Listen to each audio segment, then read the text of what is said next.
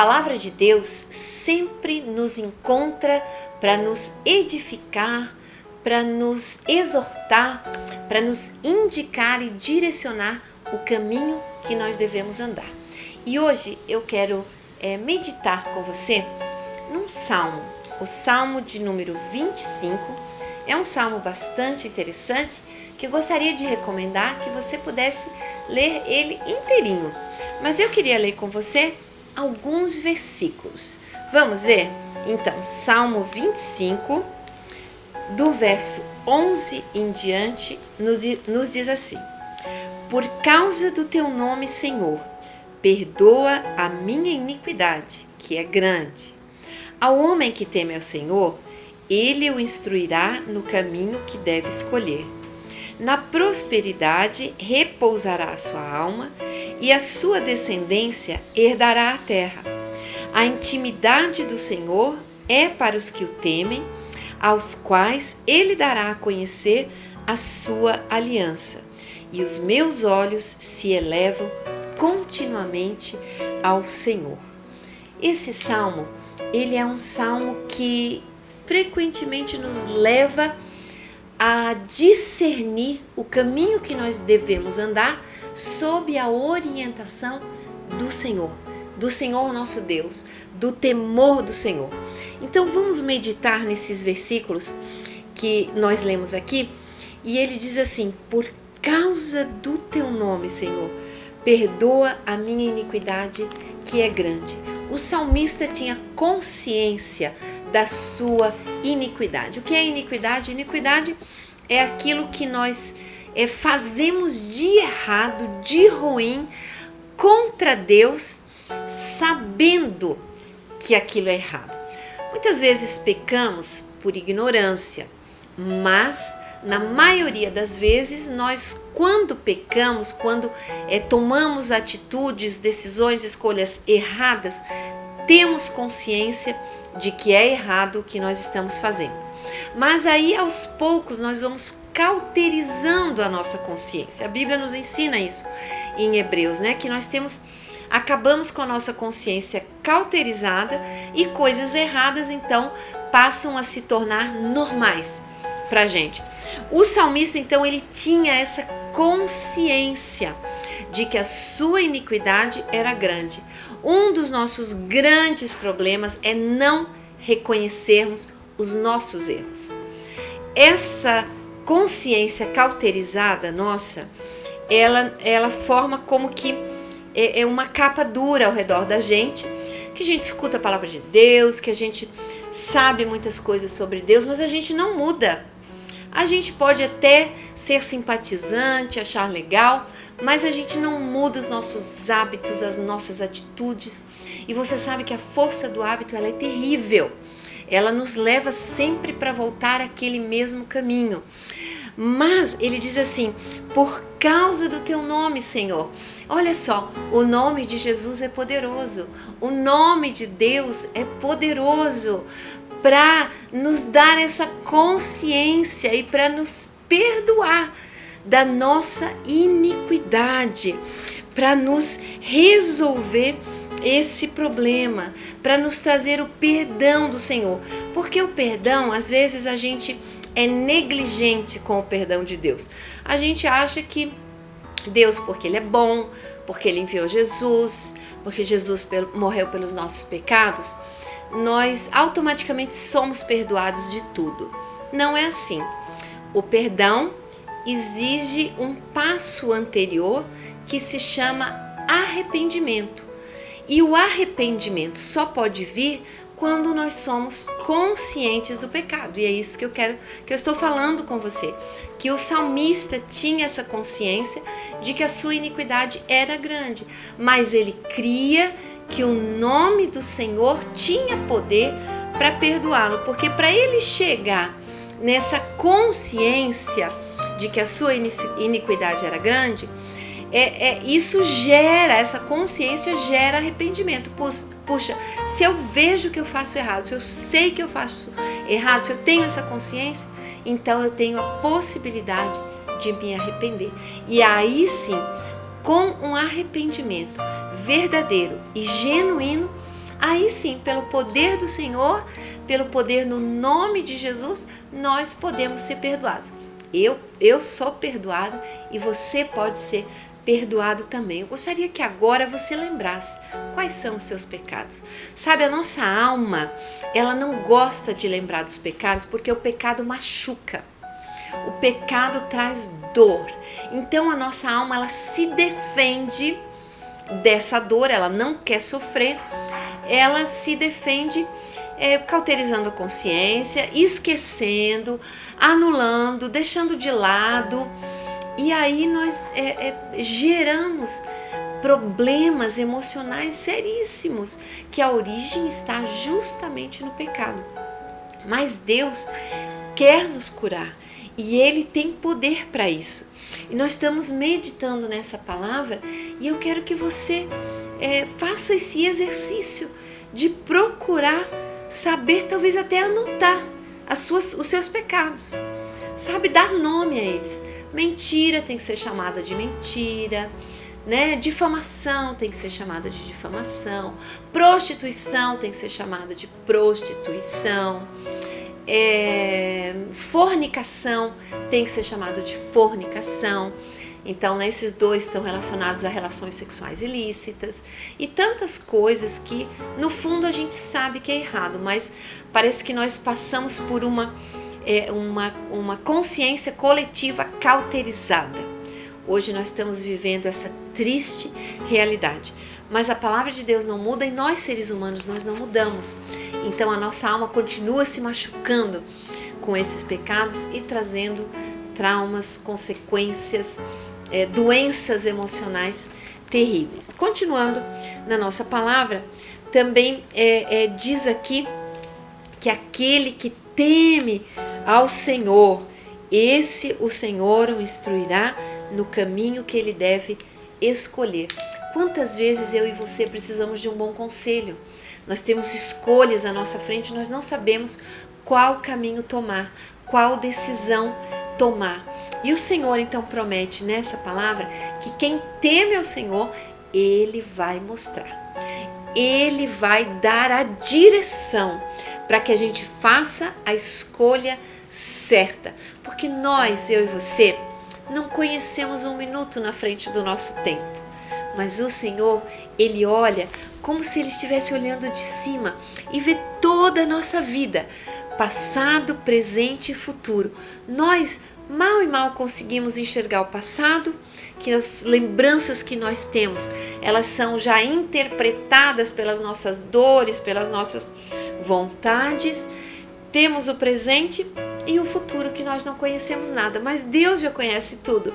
Então, quando nós tememos ao Senhor, quando nós temos o que nós vamos chegar aqui também em outro versículo que fala, essa intimidade com o Senhor, nós percebemos que Ele nos guia.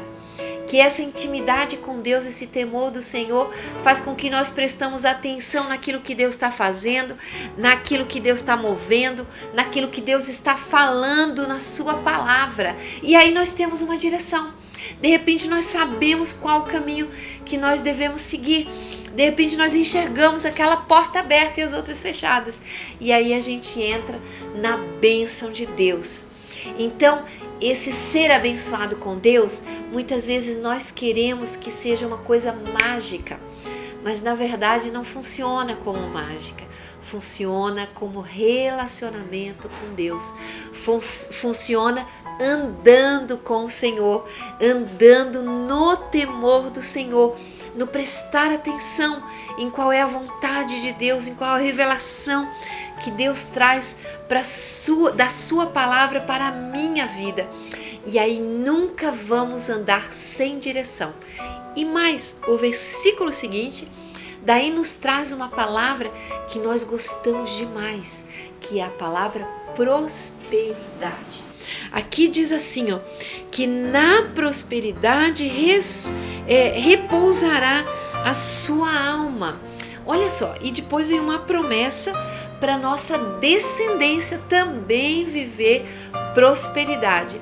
E nós achamos que prosperidade é uma conta alta no banco, é uma facilidade financeira. Não.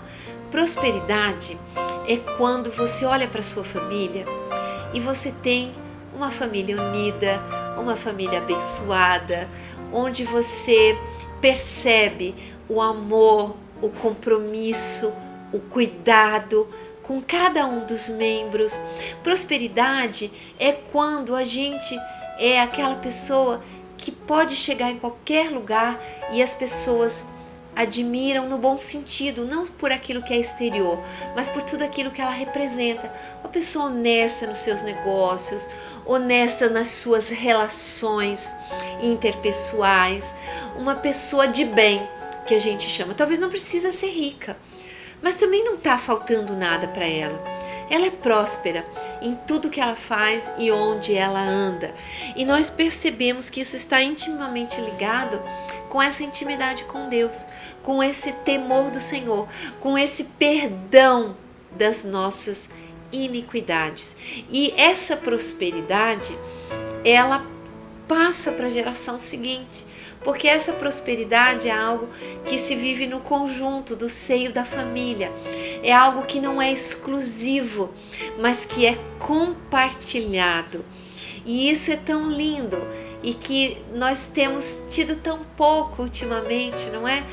Famílias bem ajustadas, famílias bem estruturadas, bem fundamentadas, que criam gerações de filhos e netos que seguem a Deus, que têm o temor do Senhor, que são prósperas nas esferas onde estão inseridos. São aquelas pessoas que todo mundo gosta de ter como sócio, de estudar junto, de trabalhar junto, de ter no seu círculo de amizades, porque são pessoas que contribuem. E elas contribuem por quê? Porque elas são cheias de Deus. Elas não são carentes de Deus, porque as pessoas carentes de Deus, elas querem entupir esse vazio interior com um monte de coisas, geralmente materiais, que não fazem muito sentido, que não preenchem de fato. Então elas têm que exibir aquilo que elas conquistaram, elas têm que ostentar aquilo que elas têm, porque isso é necessário para as suas relações, porque são relações doentias. E é muito triste quando as pessoas vivem dessas bases frágeis, dessas bases que não edificam a vida dos outros. Que as pessoas acabam se relacionando por conveniência, às vezes até por pena, infelizmente. Mas o Senhor e esse salmo, ele nos convida a ter algo diferente, a ter uma prosperidade diferente, a realmente ser perdoado por Jesus das suas iniquidades. Quando a gente se arrepende, a gente se torna humilde, a gente se torna conhecedor de quem nós somos, e aí a gente nunca vai se achar mais do que o outro. A gente vai olhar o outro também nas suas fraquezas, entendendo que podia ser comigo, podia ser eu que estava nessa situação. Então a gente vai acolher o outro, a gente vai ser suporte para o outro, a gente não vai ser acusador, a gente não vai ser aquele que pisa em cima. Então esse salmo nos leva a uma grandeza de caráter. E essa grandeza de caráter, dessa intimidade com o Senhor, desse final, desse último versículo que eu li, que diz assim: os meus olhos se elevam constantemente ao Senhor, continuamente ao Senhor. É a única elevação da minha vida que eu consigo ter quando eu olho para cima para o Senhor. Então eu não olho para cima para ser maior do que o meu próximo, do que aquele que está do meu lado, mas eu olho para cima por causa do Senhor, porque Ele está em cima, porque é dele, lá de cima, que me vem o socorro. Meu socorro não vem dos meus semelhantes, meu socorro vem do céu, vem do Senhor, vem do temor do Senhor, vem em conhecê-lo, em ter intimidade com Ele, em caminhar com Ele. E aí sim, o meu caráter é forjado, formado consertado pelo poder do nome do Senhor, pelo poder do Altíssimo, poder sobrenatural, porque naturalmente não conseguimos mudar caráter, não conseguimos mudar os nossos hábitos, temos sérias dificuldades de relacionamento, temos problemas na alma de monte por causa dos nossos pecados. Então eu te convido hoje a nós orarmos e nós humildemente pedirmos para que Deus, Ele nos faça conscientes dos nossos pecados, das nossas iniquidades, e que o Espírito Santo de Deus possa nos convencer desses pecados, porque a gente não gosta disso, mas o Espírito Santo, Ele nos convence. É verdade, aquilo ali é mentira. É verdade, esse relacionamento com seu namorado é fornicação. Esse relacionamento que você tem com aquela terceira pessoa, isso é prostituição. Isso é adultério. Quando a gente dá nome aos nossos pecados e a gente realmente sabe que nós estamos em pecado, aí Deus pode nos ajudar, pode nos levar a um arrependimento genuíno, e esse arrependimento fatalmente tem como consequência a mudança do nosso comportamento, a mudança do nosso agir, por causa do agir sobrenatural de Deus, porque com as nossas forças nós não conseguimos, nós continuamos como a Bíblia fala, é como uma porca que está sempre se revolvendo na lama. As palavras da Bíblia, elas são extremamente fortes. Às vezes a gente gosta de achar que as palavras da Bíblia são todas lindas.